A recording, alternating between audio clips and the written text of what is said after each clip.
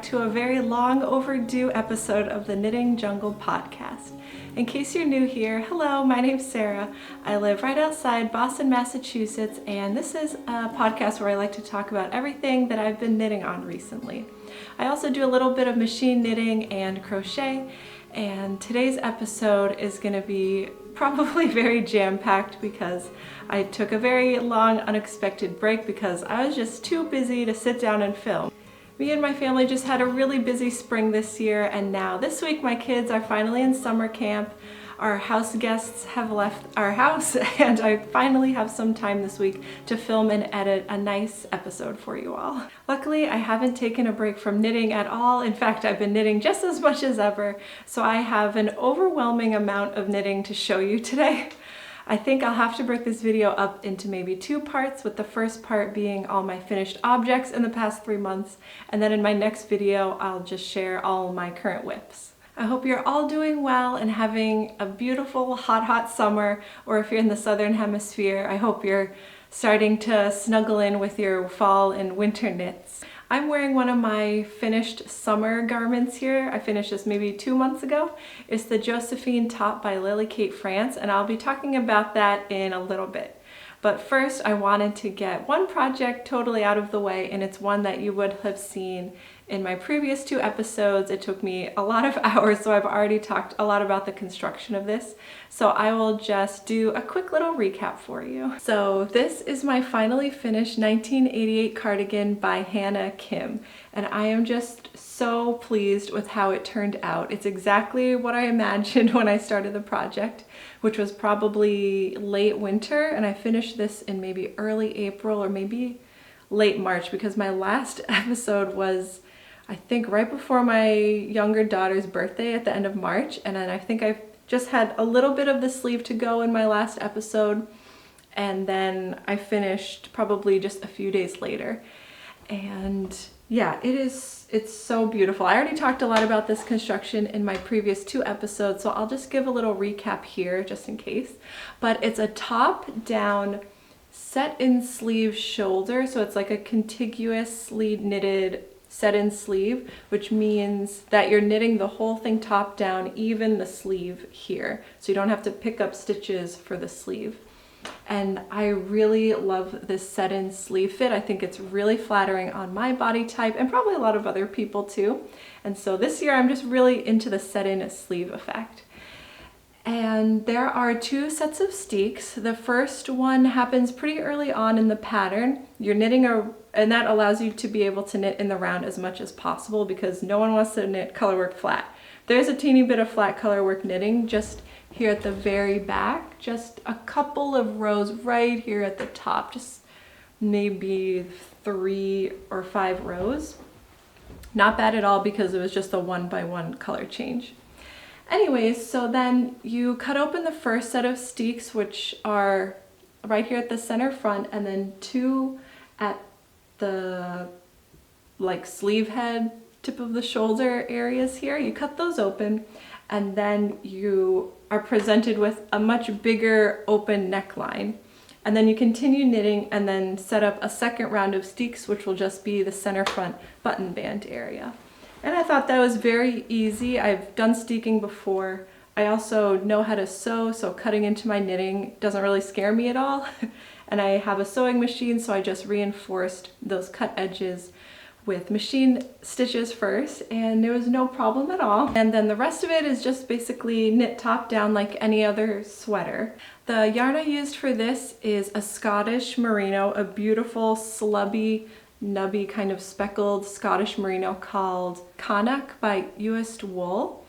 And luckily I got this before tariffs were a problem. Now I think you'd probably have to pay a lot to get this type of yarn, unfortunately, but luckily I had it. I had to frog another sweater, which was like a textured sweater by Fiber Tales. It was also a beautiful pattern. It just deserved a better yarn that would show off the texture better. So I frogged that, and I thought this yarn would be better suited to color work because there is no stitch definition in here.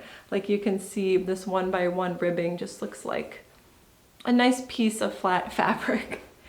And let me show you the 2 main colors I used. This dark color I think is called Break. See how there's like little speckles of other light gray against this beautiful dark chocolate background. So this is like the main background color. This is from the sweater that I decided to frog. And this is just a medium taupe, light brown type of color. This doesn't look too good against my skin color either. So I was thinking it would be much better suited as an accent color, where this color is not directly against my skin, washing me out or looking weird. Instead, I have this nice dark chocolate brown against my skin, and I think that's a lot more flattering. And then for the accent colors, there are 3, so there's 5 colors total. So there's a red here. This is Trillium by the Woolly Thistler Rambler yarn, which I just have it on hand. I use it as scrap for color work here and there. And then I have some scrap pink. I think that's Biche 8 Bouche Les Petite Lambs wool in the color very light pink. Then I also have some random white. So this is really nice for a scrap buster. Of those last 3 colors, the pink, red, and white, you really don't need that much. It's more these two main colors that you want a lot of.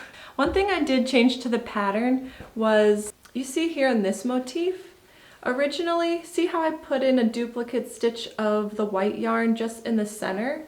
This was originally all just that like tan color, but I thought to make this motif pop even more, that I would add a little duplicate stitch of white to the center of these little diamonds, and I think that just gives it a nice little accent and allows this motif to shine just a little bit more. So I think I did that in most places. I don't think I did it on the sleeves yet. Maybe it's something that'll never happen, or I'll just do it when I'm bored on the couch one day.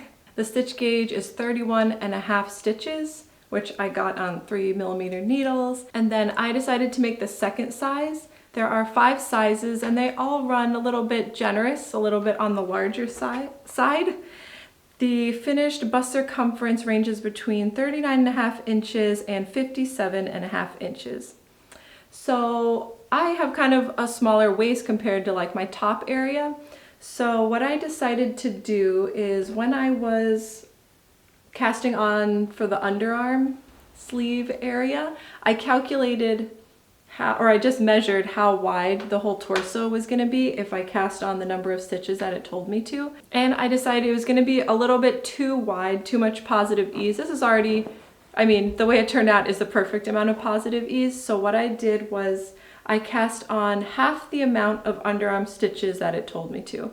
And it told me to cast on a lot, like maybe on the order of around 30 stitches or something. It was like kind of a lot. So I did half of whatever the number was, and I'm really happy with the final circumference and the fit.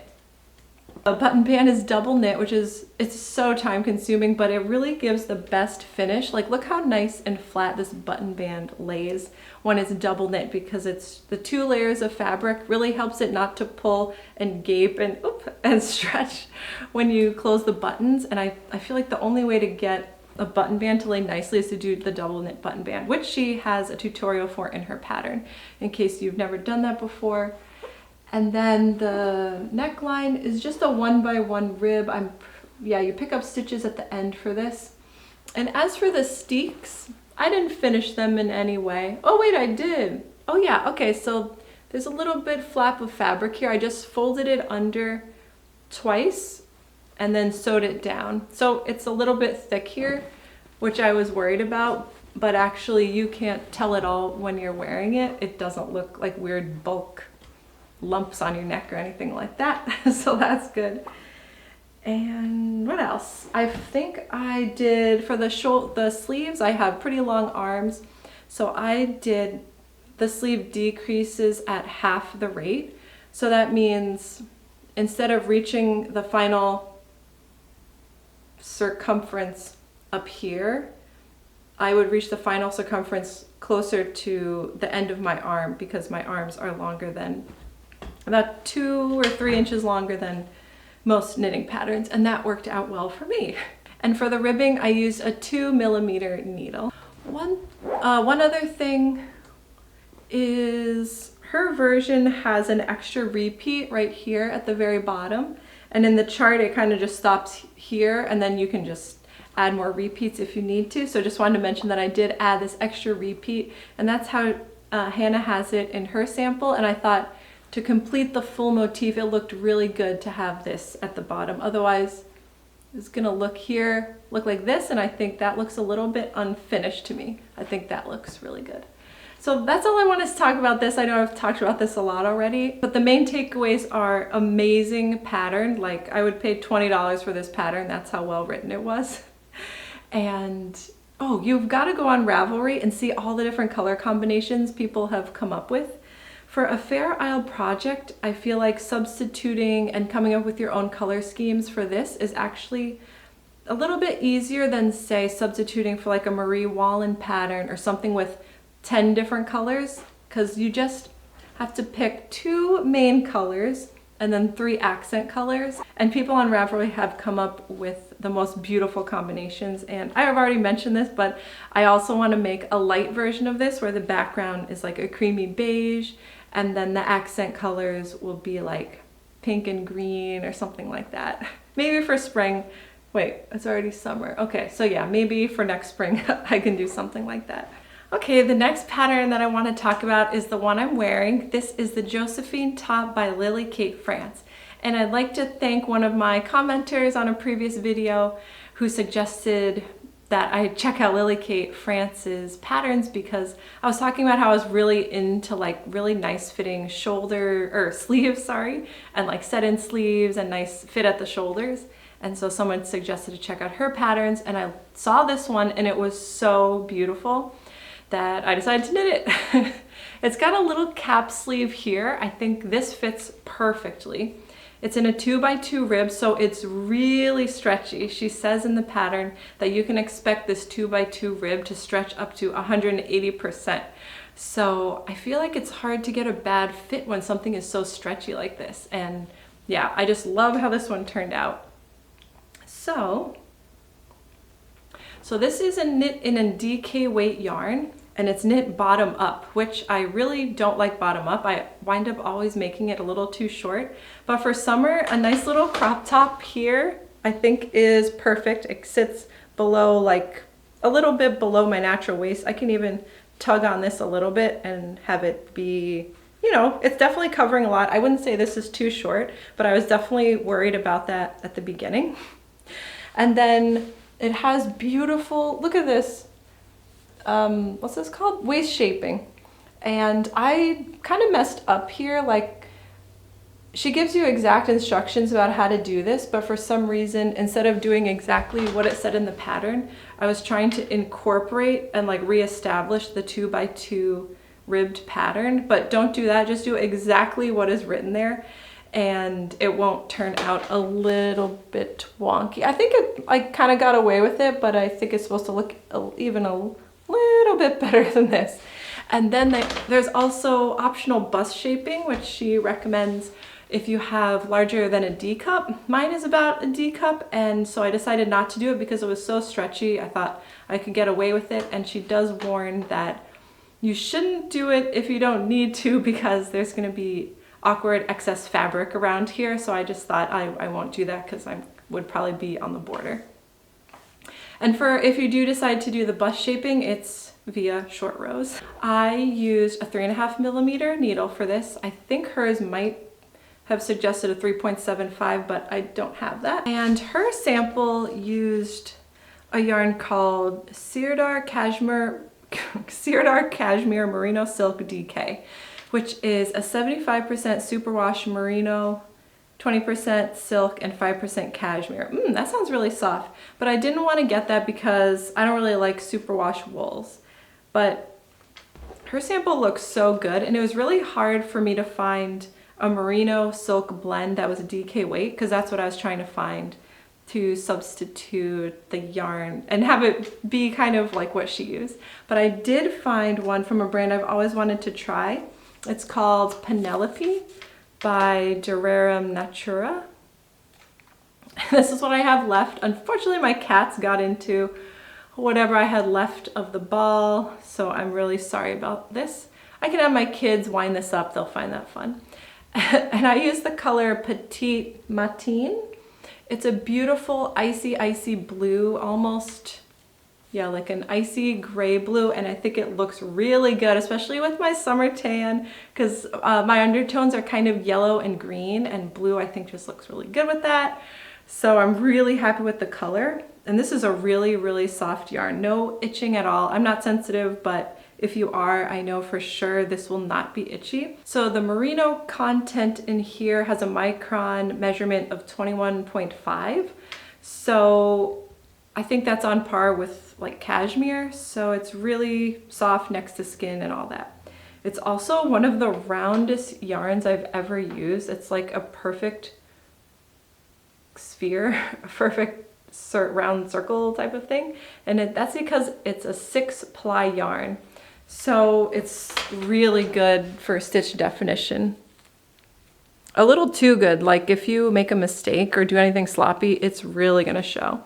But if you have any textured like cable knitting projects you wanna do, I think this would be really good in that because it will be soft. And then I think the silk content in there would help it to not pill and maybe like help it retain its shape and not get too stretched out. So I think if I have the chance to use this yarn again, I definitely would. I don't know if there's many colors, but I think this color is perfect for summer. I would definitely make this pattern again. It's a really nice basic type of piece, so I would make it again in black or white. I also really like how this pattern is written. I noticed that she likes to write out a nice layout of what you're supposed to do in each row depending on your size. For example, so you do it bottom up, and then once you get here, you cast off some underarm stitches, and then probably like on the next row or the same row, you have to cast on like 70 or 80 stitches for the sleeve. And after that, you do the yoke decreases. So it'll be like on this row, do sleeve decrease round. And then another row will say, okay, this is gonna be a body decrease round. And then some of the rows will be a decrease round for both the sleeve and the body. And I just thought that was really clear, and it was nice to be able to cross out the rows as I went along. And by the way, when I did have to cast on like 70 or 80 stitches back loop cast on, it was so fiddly those first like 5 rounds because it was really big, and then I don't like knitting after I've just done a back loop cast on. So, but it gave a nice edge here, so maybe that's why you do it, but I would maybe experiment with another cast on, as long as it's stretchy, of course, or else, yeah, it was just really fiddly. It would almost be good to use 2 circular needles because there's so much bending going on with the wire. But anyways, I'm really happy with this pattern. Did I say I made the size 3? I made the size 3, and then if I were to make this again, I would make the size 2 just because I think I can get away with it. It'll be a little faster, use a little bit less yarn, and then look how much it stretches. Like, I just really wish I was a knitter before I had kids, because this would be such a good maternity top if you made it longer and it's like stretchy, and then it would shrink back when you're done. And what else? Oh, with this yarn I used 3.5 balls. So if I were to make the size 2, maybe I could get away with 2 balls even. Or I mean 3. Maybe not, but you never know. So yes, another great win. And I would say this is actually, since it's DK weight and the ribbing, well, I guess it is 90% merino, but I would say if it's any hotter than 80 degrees, you might not want to wear this. It's pretty thick. And since it's such a round yarn, it's like bulky, like it makes your bust look bigger because it's like a thick knit. And so if you need to like tuck it in, it's also gonna look a little bit thicker in your waistband. So just to warn you about the thickness and plumpness of this yarn. It's really nice, but if you have, I don't know, it just adds like a little bit, ½ centimeter extra bulk all around, just to warn you. So I was actually starting to sweat in that last one, so I decided to put on my next finished object, which is this giant beachy summer dress. Ta-da! And it goes way down, almost to the floor. So this, I got the yarn for this for my birthday. It's in Sadness Garn Lena. And it required 15 balls, which I didn't really want to pay for, so I just got it for my birthday, which is so lucky. And this is the pattern that I made. I don't think I've knit any Sadness Garn patterns because they're just impossible to get, basically, if you're in the US. There is this one site on Etsy, that's where I got this, that sells the yarn from Sadness Garn and booklets. And you can get the book, you can buy the booklet if you also purchase some amount of Sadness Garn yarn. I'm not exactly sure what the minimum amount you have to get is, but it's definitely not the full amount. From that Etsy shop, I actually got a few different Sadness Garn booklets, some patterns and whips that I'll show you in a later video, or this video is gonna be way too long. But I got a little bit of the yarn and 3 or 4 booklets, and they let me do that. So yeah, I'm not sure exactly what the minimum yarn order is for you to buy the booklets, but it can be done. But I purchased the yarn itself from the Woolly Thistle because I didn't want it to be shipped from across the world when it's already carried here and I don't have to deal with tariffs and all that stuff. So this is the color I went with. This is the exact color that's on the cover page. It's called Morning Mist. And another name for this color is also called Kit. So that's a little bit confusing that there's 2 names for this one color. One must be English and one must be Norwegian. But the number for the color is 1015. And it's a beautiful, creamy, off-white beige type of color, which looks good on me and looks great on this lady here. So this is supposed to be a pretty straightforward and simple pattern, but the pattern I would rate as an F. So the main problem is that I think there's a mistake in the pattern. So when I was doing the front, it said, okay, so you can see in the picture how there's a very long line down here before you start doing this increasing here along the bust for the underarm area. Like you just knit really for a long time, just straight with no increases for the bust area. But in the pattern, it says once you've done 11 centimeters, you start doing the bust increases. And I'll show a picture here what it wanted me to do. And I had only knit like up to here, and it was like, okay, time to start increasing. And what it said was 11 centimeters from the top of the shoulder, but anywhere on the shoulder that I measured, it was not long enough. So I think the mistake is that they mean to say once it's 11 centimeters from the center front, because that makes a lot more sense, because then the increases would start probably down here, which it looks like in the picture. So after I did that, I think I ripped some stuff back and then just tried my best to just fix that. And then just guessed everything else. Like tried it on a lot and then continued at the underarms as the pattern was written. I think from then on, I didn't see any mistakes. But that seems like a terrible mistake. So that's why I'm rating it an F. It could be me, of course, but I looked at it several times and I don't think so. So, right when I got to the underarm area, I thought it'd be a good idea to finish off this beautiful scalloped crochet trim here, because it's not going to lay right until you've got all the trim in place. So this was pretty easy. If you know how to crochet, it's just a simple scallop trim at the neckline and then around here at the, whatever it's called, shoulders. And if this opening is too low for you, too far below your armpit, what I would do is pick up much less stitches in between here and here. That way this whole thing will cinch in a little bit more like this. And like do a little bit less of like crochet lumps. I mean scallops, sorry. And I didn't follow the instructions for how many scallops to do or the pickup rate. I just did whatever felt good. And then it looked good, and then it doesn't take too long, so if it was gonna look bad, I was happy to just rip back. Okay, so then once you get to your waist, as soon as you start the natural waist, like the smallest part, then you start increasing every certain amount of centimeters. I think for my size, it was like 7 centimeters. And that the increase rounds are 8 stitches on that increase round. Then you do another 7 centimeters and then do another 8 stitch increase round. And so maybe you can see the increase rounds are pretty invisible. Maybe, oh, there you go. Gives kind of a nice pattern. You can see them a little bit. I don't know if, I don't care if that looks good or bad, but just wanted to point it out. And what else? Oh, I think, okay, so I knit the medium and it's almost a little big up here. It definitely fits, but and then the natural waist is a little big as well, but then the hips were gonna be pretty tight. So what I did was, once I noticed things were gonna be tight, like see how there's excess here, but then it's on my hips a little bit here. So what I did was, once I got about here, I started the increases much more frequently. I think maybe I took a picture of, oh here you can see, they're pretty frequent here.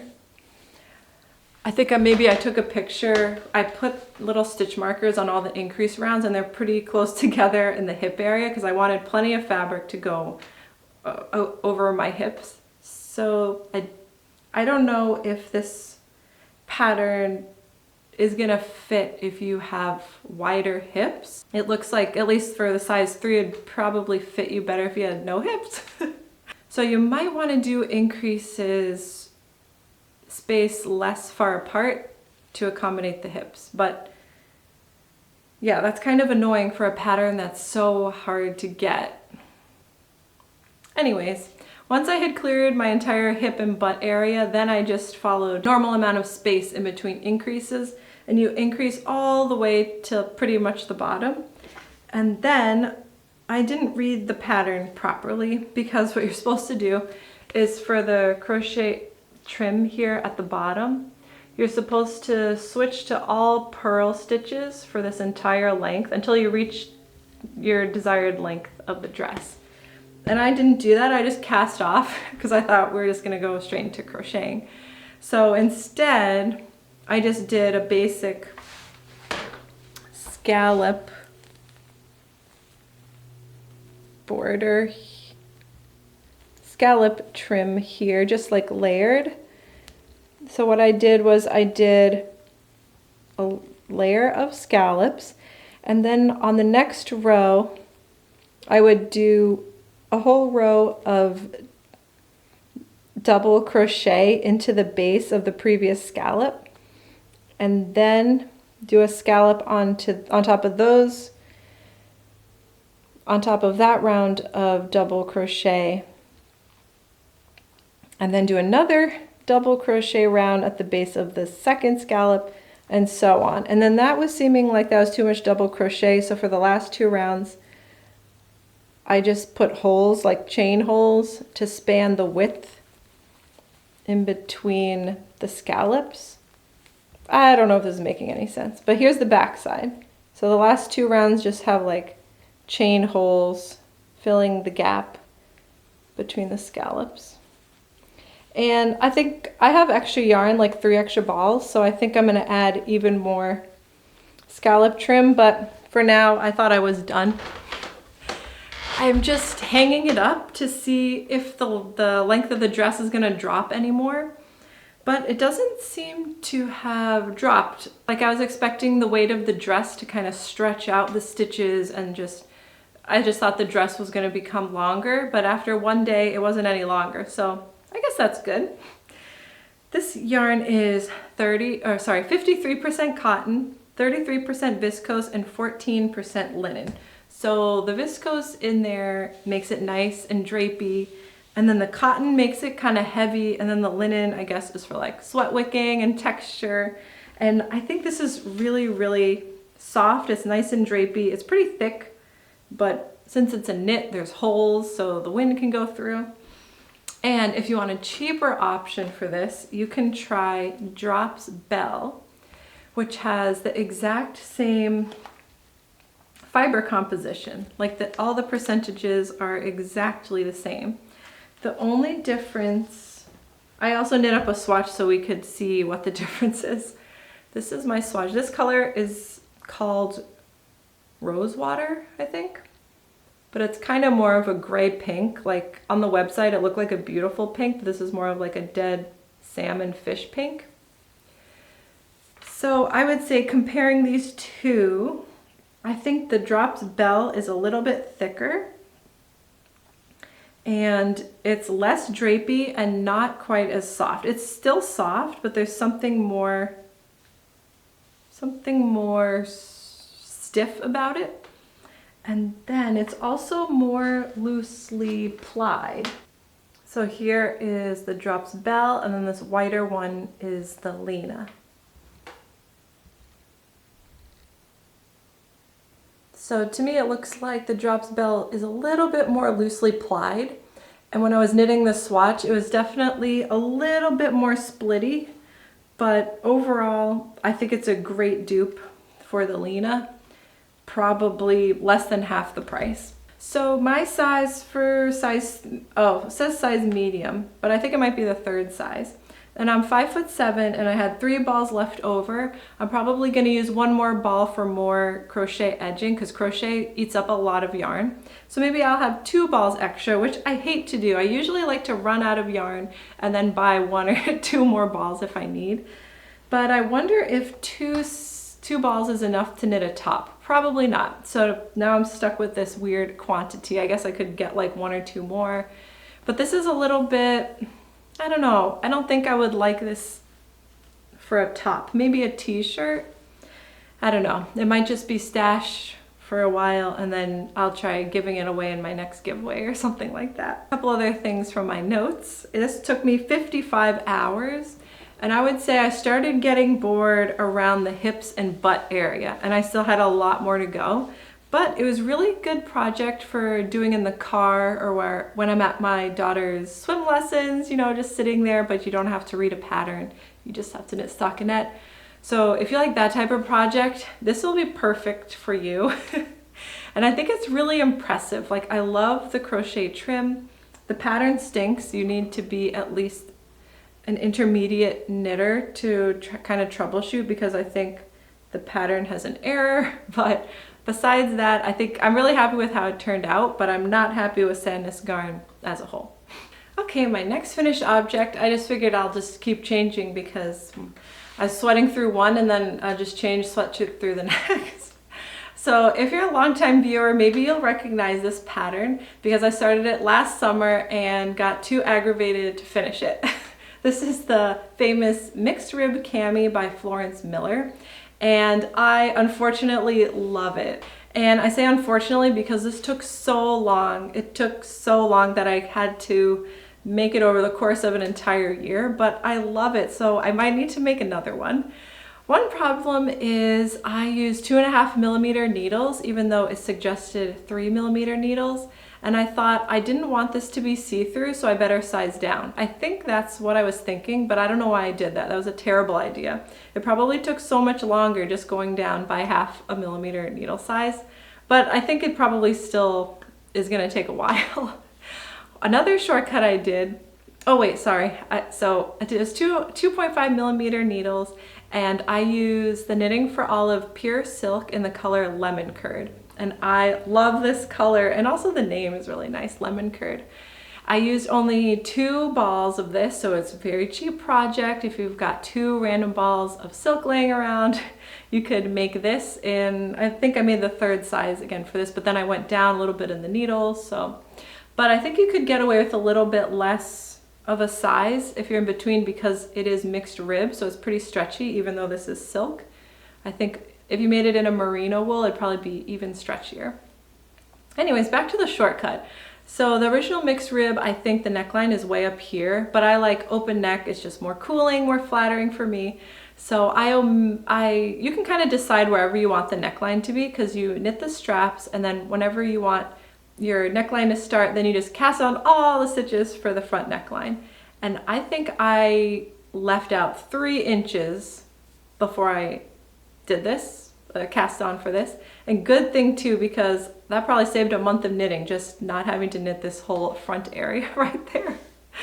And it's called Mixed Rib Cami because there's a mixture of twisted rib stitches and like maybe a 4x1 rib or something like that. And it's just so beautiful. It's simple but beautiful, like nice little details.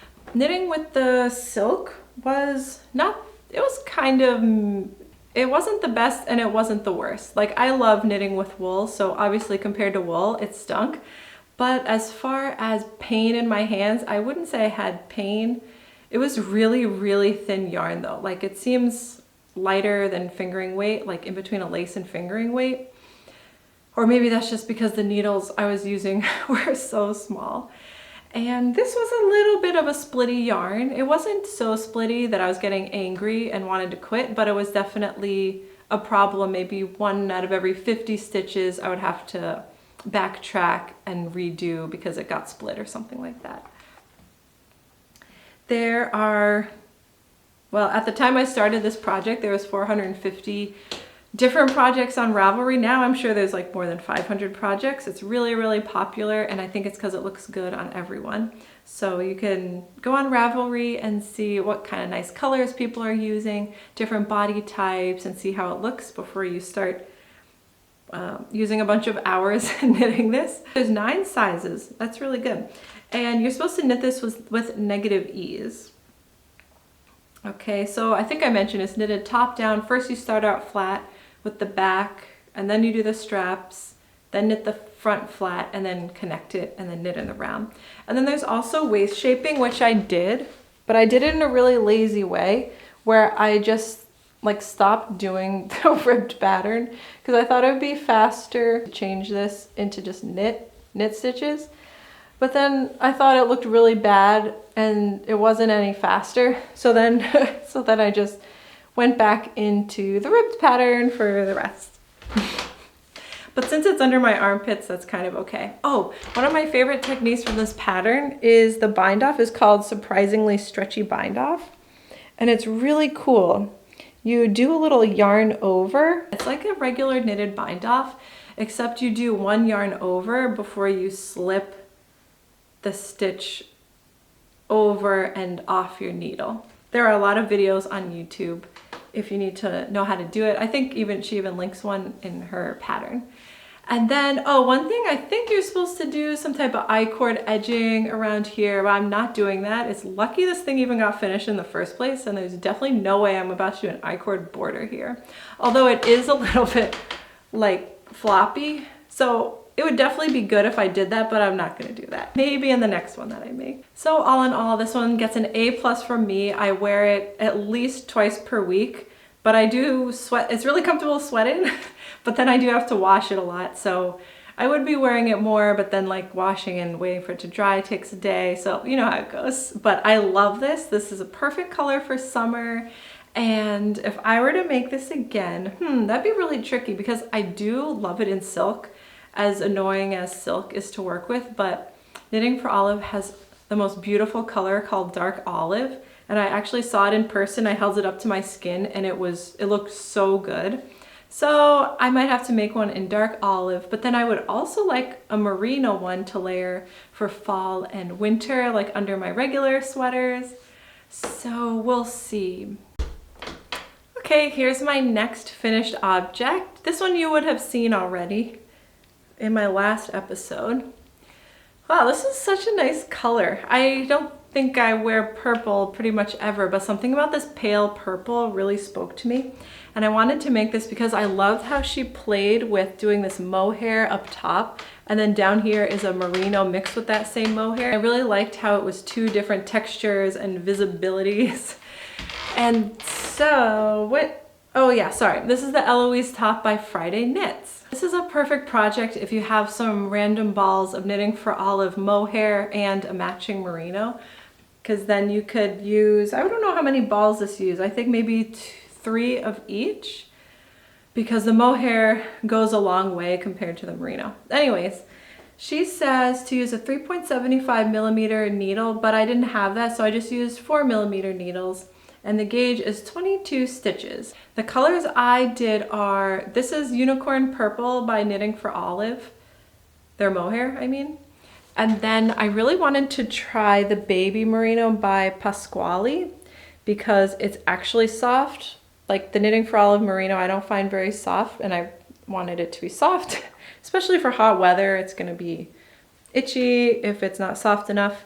And this is the color Crocus, which is so beautiful. And I can say the Pasquale yarns are actually really, really soft, and they live up to the hype.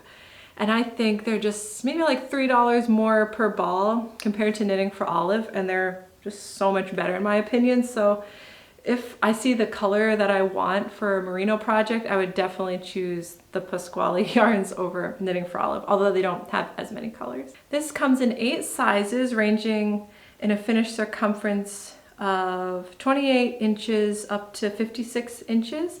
And she says you can knit this with between 0 and -2 inches of ease. So I think I went with 0 inches ease. I don't even remember, but I'm making the 3rd size. Oh no, I wrote it down. It's supposed to give me 1 inch of negative ease. Oh, there's also supposed to be like cute little baubles, which I started in the back, and it was so annoying in the mohair, see down here, that I decided to cancel that. I didn't unravel anything, I just left it there. Oh, and there's a little keyhole back, and I put a little button, but I didn't do it up because, I didn't do it up right now, I mean because I need to be able to like get out of it by myself.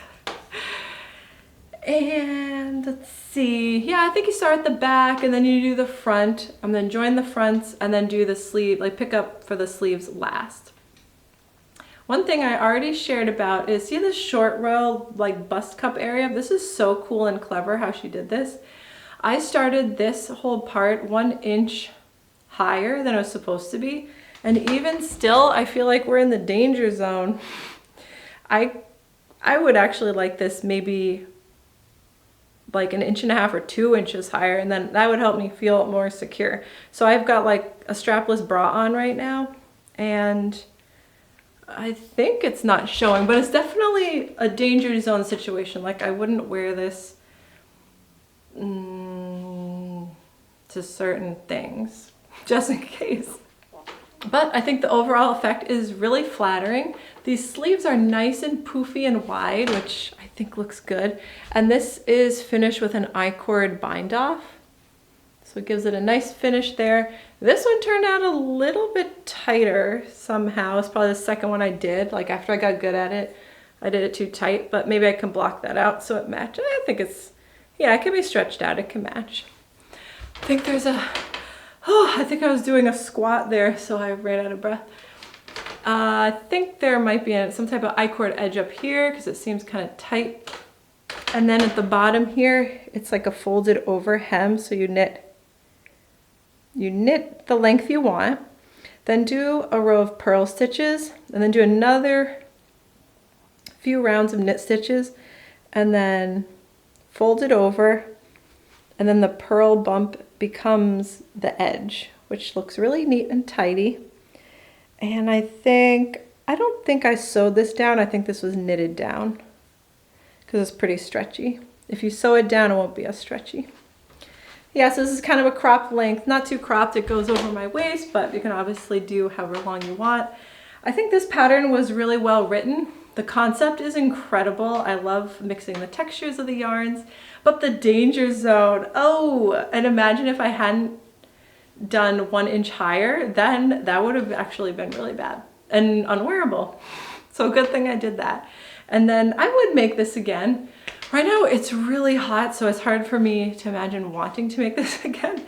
But if I did, I would do 2 inches higher, starting the short rows, and then I would make a long sleeve mohair sleeve because this is really too hot for spring and summer. I guess this would have been fine for spring, but oh, it looks really nice here.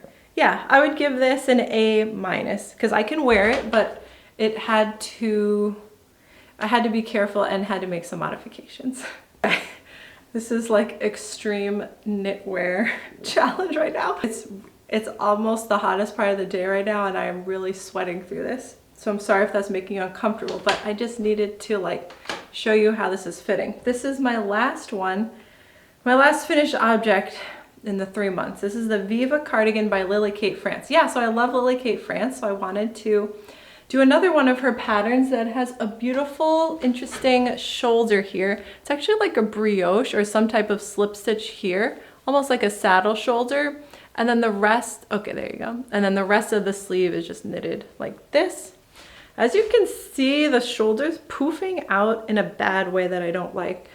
I don't know why. I don't know if that's because it was like this before I blocked it, and then I tried to block it, like go like this so that this lump would like get smoothed out, but instead it just made the sleeves a little too long because I was like stretching it, trying to make this lay flat. I also tried ironing it. I'll try some more, I guess. I could, worst case scenario, I'm gonna run some thread along here and just like cinch it down, like, you know, gather it here or something like that, just to make it lay flat. But it's so hot right now that I'm not even gonna wear this, so I don't have to fix it right now. Okay, this is, okay, Viva Cardigan, Lily Kate France. I really like the fit of the Josephine so much, and that's why I picked another pattern, but I feel like this pattern doesn't fit that well compared to the beautiful Josephine top that I showed you. But I really wanted a simple cardigan using this beautiful wool, and guess where this wool is from? This is some very, very special yarn I've had in my stash for at least a year and a half, like 2 winters ago, by Lerka of Fiber Tales. She used to sell yarn, I think, like 2 winters ago on her Etsy shop, and I had it in my stash because it was so special. I wanted to wait for the perfect project, and so I finally found it, a nice, beautiful, simple, classic cardigan. And once I fix this, it's gonna be perfect. So I felt bad for frogging the Wilderness sweater, so I thought I need another Fiber Tales piece in my wardrobe, so I decided to finally cast on that special yarn that I've been saving, and I'm so happy I did, because why should it sit in your stash? That's too sad. It needs to be like on display. You need to be working with it and seeing it every day in your hands, and just look how beautiful this yarn is. It's 50% Gotland sheep and 50% merino. I think it might even be sheep from her family's or her parents' farm or something like that. And this blend of fibers is so beautiful. I'm glad you're able to see how multi-dimensional it is. So it's like really shiny and also very fuzzy at the same time. And there's just a lot going on here, and it looks beautiful in a simple cardigan. You wouldn't want something with texture because this is so nice and fuzzy. You can see the ribbing just kind of just disappears nicely. Oh, and look, I decided to make these little frog button closures. So what I did here was like a 4 or 5 inches of double knitting, like a tube. I think I cast on 7 or 10 stitches and then knit like a little rectangle, and then just for the hole I just sewed it down like this as a loop. Then for the other side I knit a little bit longer tube and tied a knot and sewed it down. Hope you can see, and it actually works. So I thought that was a really cool way to tie off the cardigan. I did a double knit button band again. Sorry, I've got nothing on under this because it's so hot. Okay, I made the size 3 on 3.5mm needles. It's a DK weight yarn with a 21 stitch gauge, and it's top down. I mentioned this slip stitch pattern, the brioche here at the shoulders, which is pretty fun. Okay, I have to take this off to continue talking. I'll be right back. Okay, that's a lot better. That is gonna be so good in winter, and it's already soft and it's this hot out. I can't imagine how cozy this is gonna be in winter. Anyways, now I can talk about this in a more relaxed way. I'm sorry about that. That was probably very stressful to watch. So this is knit top down, and I did run into a problem with the pattern because, let's see, so for the yoke, I had to split for sleeves after, okay, I had to split for sleeves 12 rows early because I reached the depth, the armhole depth that it told me to.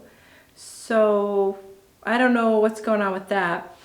I never follow row gauge anyways because you can just block it, or I don't know. Whenever I make a swatch, I never check for row gauge. But luckily she did have the schematics for the underarm depth, which it doesn't always have. Like this one did not have that, and I really needed it because of the giant mistake they made. But I'm so happy that she had it. So I hadn't even checked the yoke depth until it was too late. My yoke depth was supposed to be 8 inches, but I wound up checking when it was already 10.25 inches. So it's already a little bit lower than I guess it was supposed to be, but I think it's fine. Although maybe that's contributing to my shoulder lump problem. I'm not sure, but something to watch out, and I'm not sure how to fix that. Okay, but I was fine with that. I kept going. It seemed to be fitting well still. Like, I don't mind having a deep arm thingy going on. So then when I cast on for the body, I was calculating that the final width was going to be 44 inches, and I wanted to be 42 inches because that was going to fit my hips a little more snugly. Like, I wanted this cardigan not to be too oversized, but like a nice topper for a dress or something like that. So I calculated how many stitches to cast on so that I would get 42 inches instead, and then I just cast on a little bit less under the arms there. But then when it came time to pick up the sleeves, I made sure to cast on the full, or pick up the full number of sleeves stitches at that area, which means that I just picked up extra in like the little corners, you know, where it gets loose. That's a great area to pick up extra stitches. And so I was able to get the exact number of sleeve stitches that I needed. And this has a nice wide sleeve. No need to worry about getting tight sleeves on your arms with this pattern. There's plenty of ease at the sleeves, which I always love. And then for this pattern, I calculated that the sleeve decrease rate was going to be perfect for my arm length, so I didn't change anything there for my size. But then when I got to the cuff, I happened to check the pattern and saw that I accidentally had 12 stitches less than I was supposed to for the cuff. I don't know what went wrong there, but it still fits perfectly. Like, I'm really happy with this. It's snug but not tight, so really good for getting stuff done throughout the day. And then the ribbing I did on a 2.5mm needle. Just a 2x2 rib. I don't know if it called for, I think it called for 1x1, but I wanted to do something different. And since this is a beautifully fuzzy yarn, I thought maybe the ribbing would show up better in a 2x2. I just wanted something different. Then the button bands are double knit, like I mentioned, and that was on a 3mm needle. And you can't even see these button bands. It just looks like part of the body. And that is thanks to the nice fuzziness of the yarn. It's almost as if you had a yarn and you had held mohair with it, but like here the mohair is already built in. And then here's a little bit closer look at this is a double knit rectangle that I folded in half and just sewed down right here so that it makes a nice loop. 1, 2, I think I only did 3 of those because just making those alone was like a couple hours. And I wanted this to be open at the like natural waist because I didn't want it to be a closed situation. I wanted to kind of flare out at the waist and be open. So I thought I could get away with just doing 3 buttons. And then here's the button. Like I mentioned, I knit an even longer tube, maybe 6 or 7 inches, because the knot takes up a couple of extra inches. I just tied a knot there and then sewed it down. I know it's really hard to see. See, it's kind of a loop still with the knot at the end. So that was just me trying to make my own frog closure out of the knitted fabric. And I think it worked well because it's actually staying closed and it doesn't look crazy. It's pretty big, but I think it's fine. This pattern also has pockets, but I didn't have enough yarn. I think this is all I have left over, which is very satisfying. And of course, I will keep this forever because it's beautiful. Probably just put it right up here.